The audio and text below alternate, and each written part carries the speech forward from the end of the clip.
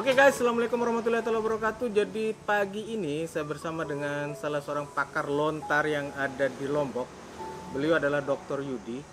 Dan di sini kita akan unboxing satu buah keropak. Cuman bagaimana nanti narasi yang ada di dalam lontar ini nanti kita tanya beliau. Hanya saja untuk perkenalan mungkin butuh kita penjelasan terkait apa sih nama-nama bagian yang ada dalam naskah lontar itu, terutama seperti ini tempatnya kok kayak peti, kenapa harus pakai begini, dan ini apa namanya. Ini adalah lompak katanya, dan di dalamnya adalah lontar, jadi klop ya, ada kopi juga. Dan silahkan Pak Dokter memulai. Baik.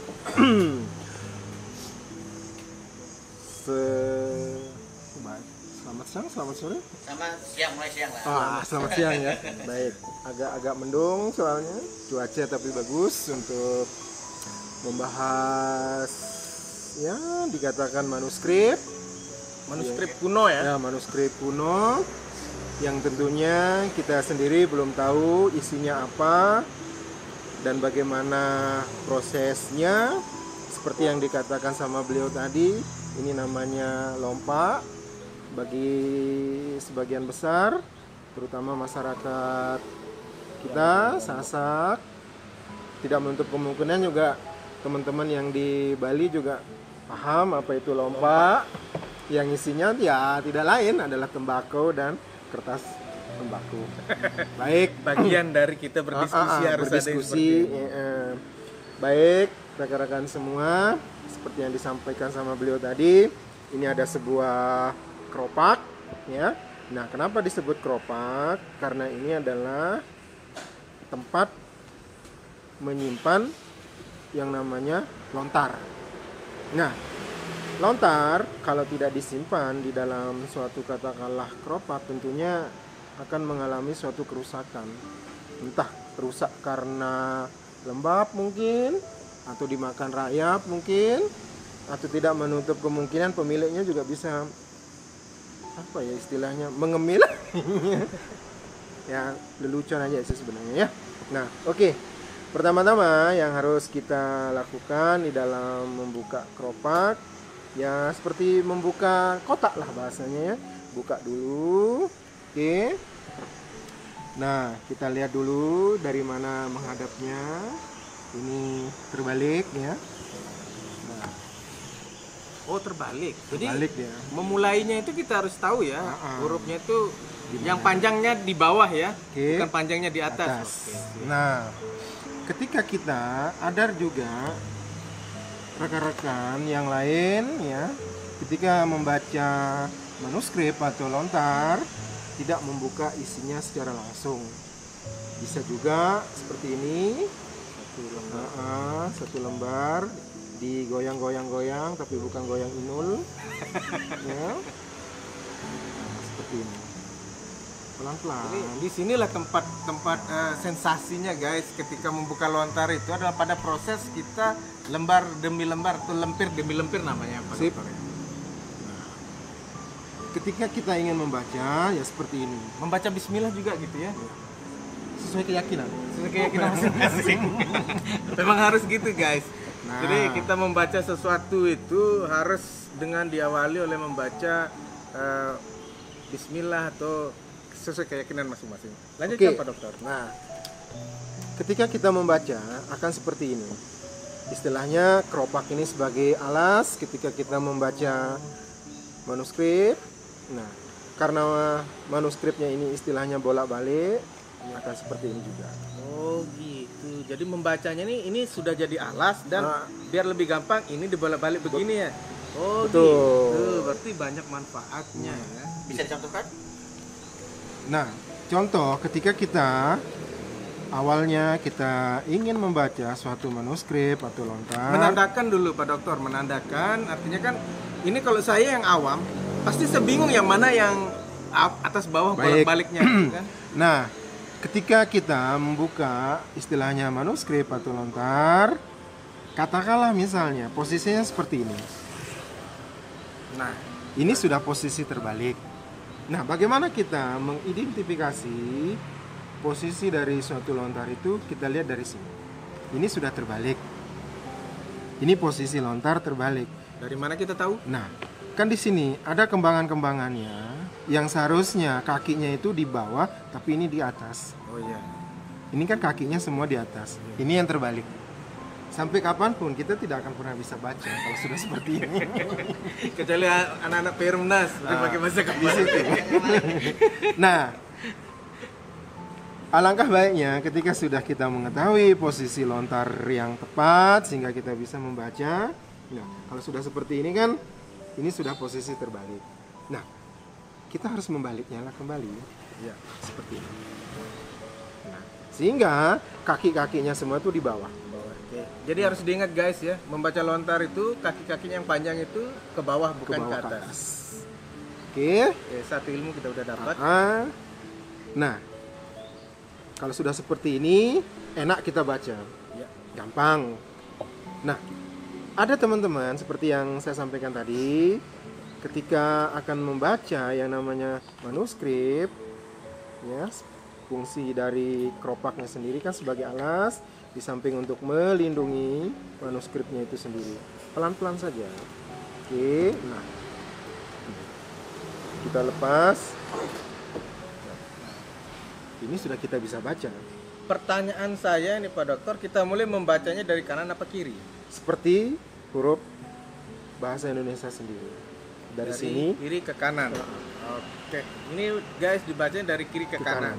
Nah, kedua, yang namanya manuskrip seperti ini, apakah dia punya kata pengantar atau punya judul atau apa gitu? Apakah langsung ke cerita isinya? Baik. Kita membicarakan lontar itu kan juga istilahnya kita seperti membaca tulisan-tulisan biasa. Cuma yang membedakan karena ditulis di atas kertas, ada yang ditulis di atas daun. Oke. Nah, sebagai suatu bentuk tulisan, pastinya dia juga mempunyai kata pengantar. Kalau bahasa adatnya wiwitan. Wiwitan artinya permulaan dari suatu manuskrip. Sebuah cerita ya. Di situ. Nah, persoalan nanti apakah lontarnya berisi tentang serat, babat, husade artinya pengobatan, itu tergantung dari isi lontarnya sendiri. Oke. Nah, seperti yang saya sampaikan tadi, fungsinya keropak di samping untuk melindungi isi juga sebagai alas ketika kita membaca. Oke. Nah, seperti ini. Karena lontar juga bolak-balik, kita juga bisa membolak-balikkan seperti ini. Agak sedikit hati-hati ya dokter ya. Karena Agak kan mungkin karena waktunya betul. ini ya. Karena daunnya ini kan saking lama kan mungkin dia rapuh atau apa gitu kan. Nah, di situ ya. Nah, ada juga teman-teman ketika ingin melepas isi lontarnya sendiri, ya harus digoyang-goyang. Ya, supaya tidak langsung ditarik gitu ya. Tidak langsung main cabut. Mencabut. Pada dasarnya main cabut sih enak, tapi ini persoalan ini lain yang kita cabut. Siap dokter. Kan harus digoyang-goyang dulu baru bisa keluar. Kalau memang agak sulit ketika kita goyangkan, kita tidurkan. Kita tidurkan sehingga kita gampang menarik. Karena ini barang lama guys ya, jadi mungkin karena jarang dibuka juga, jadi harus hati-hati Hati banget. sendiri. Tapi kalau sering dibuka di anu tuh, maka dia gampang sekali. Akan seperti ini. Oh, keluar ya. Ini dia. Ini bisa diedit. Ini dia isi dari keropak. Keluarin ya. Dia- Digoyangkan gitu ya dokter ya. Kita goyang-goyang. Akan dia keluar. Nah, seperti ini. Oh ini udah ada yang hancur juga. Ya, dengan dimakan rayap kali seperti dibilang Pak Dokter ya. Ada yang dimakan rayap. Dokter. Iya, Pak Dokter. Dokter. Nah, di situ. Masih di jalan? Kalau sudah seperti ini enak. Ini udah plus ya. Ya, sampingan ya.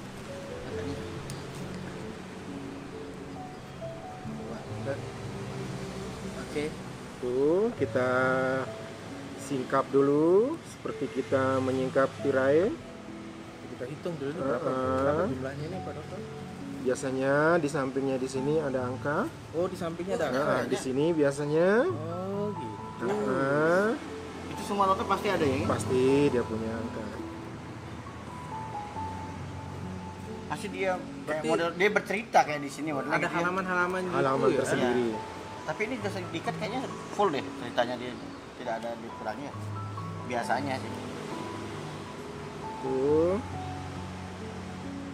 Oke. Oke guys, ini lagi dihitung ya.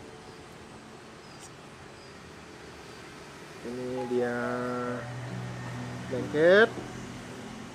Biasa barang yang Jarang dipakai lecet. jarang dijamah. Lecet. Tapi ini termasuk utuh ya? Utuh banget. Utuh banget. Di situ apapun itu kalau jarang dibelai akan seperti ini jadinya. Ya. Istilahnya kayak lagunya Titik Kamal itu jablay. Jadi kita di sini unboxing sekaligus mereview manuskrip kuno berupa tulisan di daun lontar, guys. Dan ini barang yang ya bisa dibilang umuran lah. Umuran karena ini ketika orang masih suka nulis atas lontar. Jadi perlakuannya berbeda dengan kalau kita menulis di atas kertas atau menggunakan komputer. Maksudnya, maaf, mungkin bisa diperjelas perlakuan maksudnya. Perlakuannya ini harus dibelai-belai gitu kan, karena jangan sampai dia merapuh karena saking tuanya kan, siapa tahu nanti ada yang rusak gitu barangnya. Jadi kita unboxing yang tua-tua aja guys ya, kita unboxing, kita pelontar kayak gini. Kita nggak punya untuk unboxing teknologi kayak HP atau apa, tapi kita pelontar.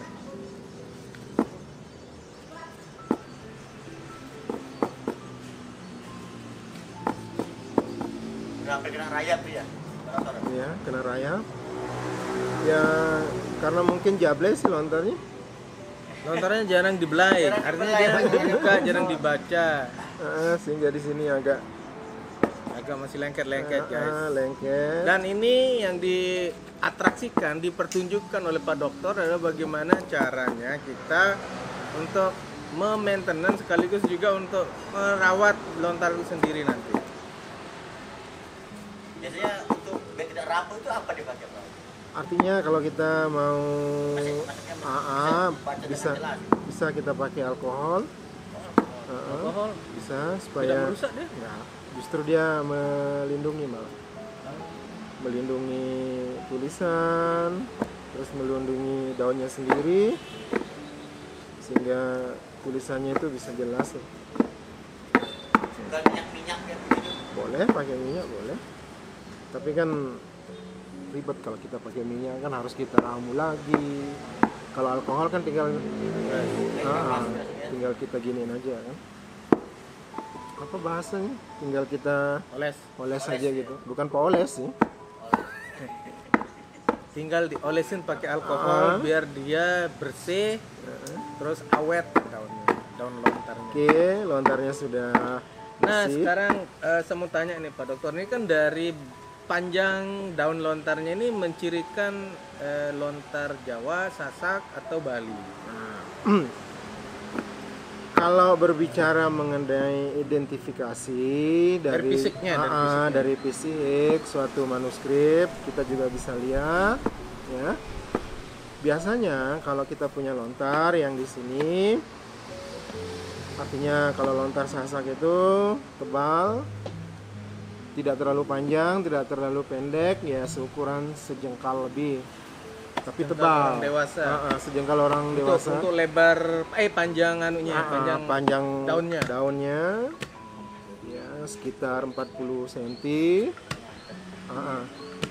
Nih, itu bedanya dengan lontar teman-teman kita yang di Bali. Kalau lontar-lontar teman-teman kita yang di Bali biasanya, sepengetahuan saya ya, dia panjang tapi tipis. Dia panjang tapi tipis. Ada kaki yang saya pernah bikin. Seperti itu, tidak tebal tapi panjang.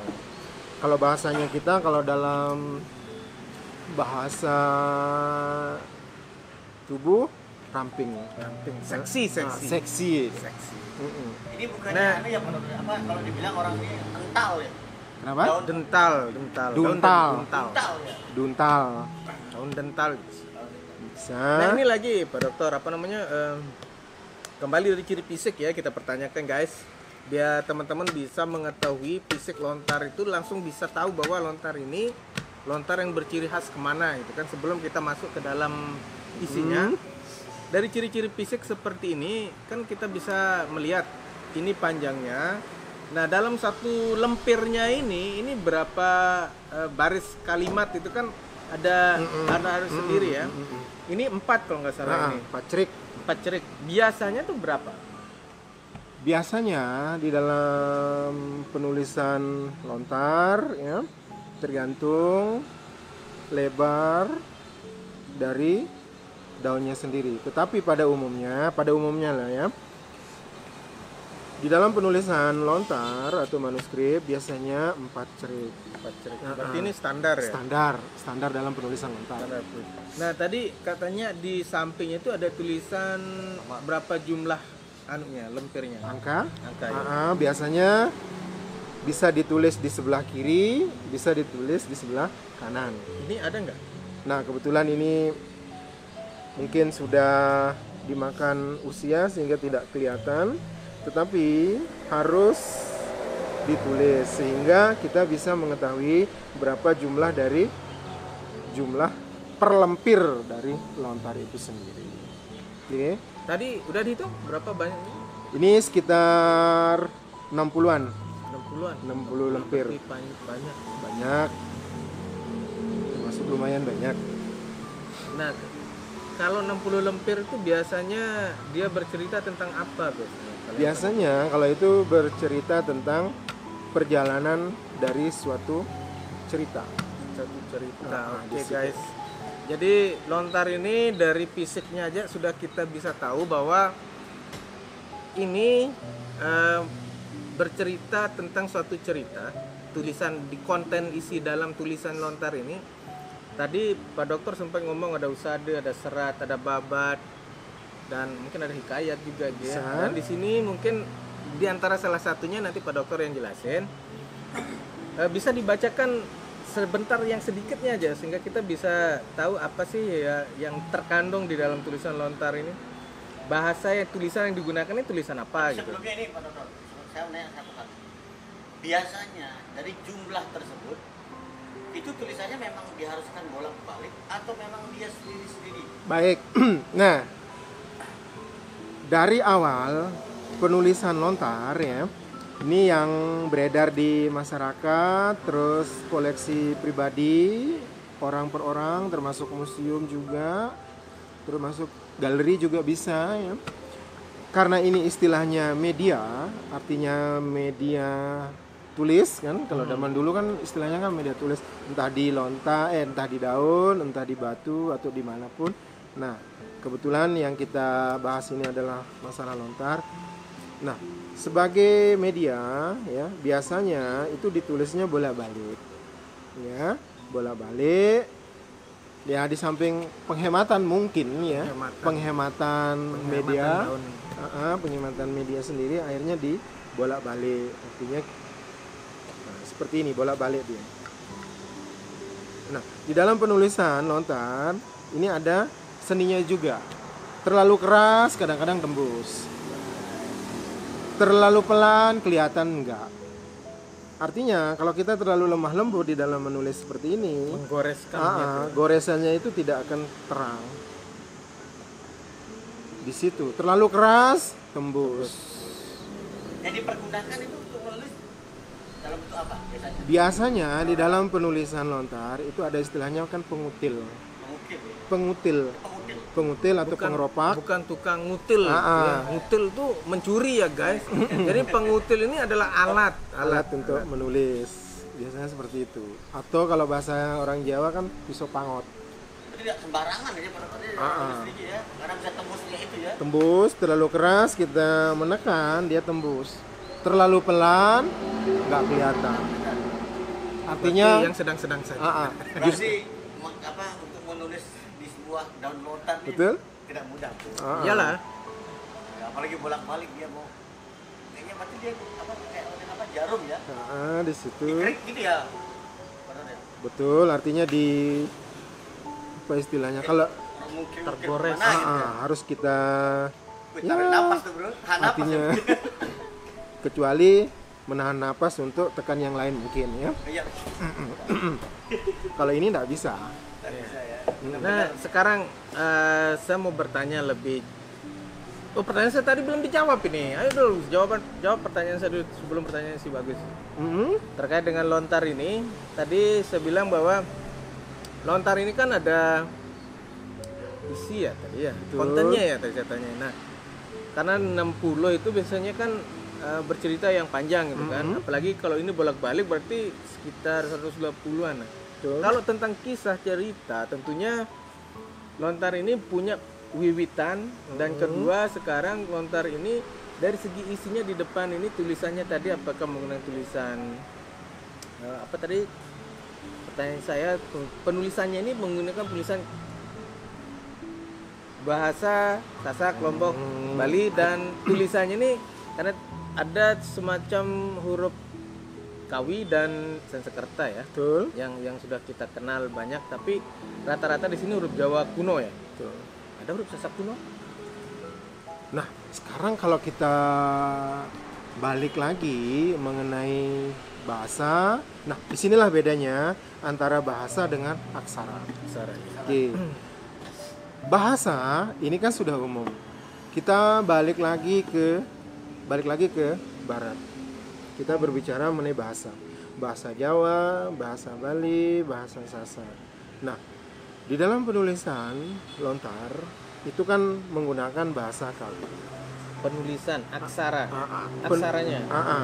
Nah, ketika kita menulis katakanlah lontar Jawa. Pastinya teman-teman yang di Jawa dia menggunakan bahasa Kawi. Nah, Kawinya sendiri seperti yang beliau tanyakan tadi, ada Kawi biasa, ada Kawi Madya, ada Kawi Inggil. Nah, kenapa di dalam setiap penulisan lontar itu menggunakan bahasa Kawi Madya, artinya middle di tengahnya, ke bawah bisa, ke atas pun bisa. Kromo. Kalau orang Jawa bilang Kromo. bahasa kromonya. Nah, di situ sehingga siapapun yang membaca mudah dicerna. Kalau terlalu tinggi, tidak semua orang bisa. Bahasa pembayun itu guys. Di situ. Kalau terlalu bawah, tidak kasar. cocok. Terlalu kasar. Akhirnya diambil jalan tengah. Yes, okay. I know. Sekarang kita udah dapat pengetahuan banyak. Kembali lagi ke masalah lontar ini. Tadi ada sempat disinggung bahwa berbicara aksara yang dipakai dalam penulisan lontar itu adalah aksara Anecaraka. Nah, gitu ya. Dan itu digunakan di Jawa, di Bali dan di Lombok. Dan katanya Pak Dokter, kalau di Jawa itu lengkap ada 20 atau 19? 20. Ada 20. Dibawa ke Bali karena waktu dia melintasi Selat Bali jatuh satu katanya. Sehingga di Bali 19 gitu ya. Aksaranya itu jadi 19 kalau di Bali guys, yang mana yang hilang nanti kita tanya Pak Dokter. Dan ketika dibawa ke Lombok, kitab yang dibawa itu yang ditulis berdasarkan tulisan Anecaraka itu mulai kabur sehingga antara bahasa Jawa, bahasa Bali dan bahasa Lombok itu agak sedikit berbeda tapi tetap sama, aksaranya tetap sama. Nah, nyampe Lombok enggak ada yang hilang lagi aksaranya ya, tetap 19 ya. Baik. Nah, Menarik. jumlah aksara kalau kita balik lagi ke asalnya seperti yang disampaikan sama beliau tadi, kan awalnya 20. Nah, masuk ke Bali menjadi 18. Kenapa 18 atau 19? 18? Kenapa 18? Karena lidah Jawa dengan Bali kan beda. Kalau Jawa kan lebih medok, sehingga dha sama thanya hilang, diganti dengan ta sama da biasa. Di situ ada ta biasa, ada tha, ada da biasa, ada da, ha, a. Di situ. Berarti disimpelkan. Di situ. Dibuat simpel. Sehingga hilang 2. Oh, Bukan. tadi saya salah, berarti 91 tadi. 19 buat. Nyampe ke Lombok juga tetap 18. 18. Oke guys, clear pertanyaan saya. Makanya dipakai dasar aksara itu bukan ya? Sabata Inamu Siwaya itu ya? Di situ dia. Oh itu ya? Tetap dia 18 masuk. 18 ya? Nah, 18 masuk Bali 18, masuk Lombok juga menjadi 18. Nah, kenapa dia berbeda Bali dengan Lombok? Dalam hal penulisan bahasa, tapi aksaranya sama ya. Betul? Cuma nanti bahasanya yang berbeda. Kalau permasalahan bahasa mungkin itu terkait dengan akulturasi ya, akulturasi. Tapi kalau aksara tetap menggunakan aksara Hanacaraka. Cuman yang Jawa dengan Bali dan Lombok itu terkait dengan kepasihan lidah dalam mengucapkan aksara itu yang membuat dia berkurang. Oke guys, kita lanjut sekarang bahwa ini penjelasan di awal sudah disampaikan sama Pak Dr. Yudi. So, saya rasa untuk penjelasan di awal ini pengantarnya kita mengenal lontar sudah lumayan lah ya. Nanti kita perdalam lagi di lontar yang lain. Tapi sekarang ini kita coba mau mengulik isi dari lontar ini bersama beliau. Ready? Oke guys, lanjut ke beliau sekarang untuk membahas detail lontar ini. Silakan Bapak. Nah, kebetulan ini ada beberapa isi dari lontar ini yang sempat saya baca. Nah, ini dia ada beberapa cerik nih. Nah, di sini ada tertulis Sauri Raja Putri. Artinya, ini seorang anak dari raja menjawab pertanyaan dari sang bapaknya sendiri. Sire Hani Banglani Rike. Artinya, sudah siapkah anak itu untuk melakukan suatu perjalanan? Sire Sani membahaskan ngelampahing. Artinya, siapa yang akan melakukan suatu perjalanan? Balinya ada. Di situ. Seperti yang disampaikan sama beliau tadi, di dalam penulisan lontar dari segi bahasa Jawa, Bali, Lombok sama. Tidak jauh beda. Tidak jauh beda. Nah, di sini juga banyak sekali disebutkan di sini Humatur Sadiah Ham Lase Sasih. Artinya di sini ketika putri ini menyampaikan kesiapannya, Sasih pada tahun berapa dia harus melakukan suatu perjalanan itu. Oke, di situ Datan Panambahan Hanah Karya Sanimangkin Puniki. Artinya perjalanan itu akan dilakukan sesuai dengan kesediaan, artinya kebersediaan dari putri itu sendiri. Mungkin hanya ini dulu yang bisa saya sampaikan, ya, seperti disampaikan sama beliau tadi. Ini hanya istilahnya sebuah lontar. Mungkin berikutnya ada lontar-lontar yang kita bisa bahas. Mungkin begitu beliau. Sip. Ya. Jadi di sini hanya pengantar saja. Istilahnya wiwitan saking geguritan Kang Usadia Sanimangkin Puniki. Nanti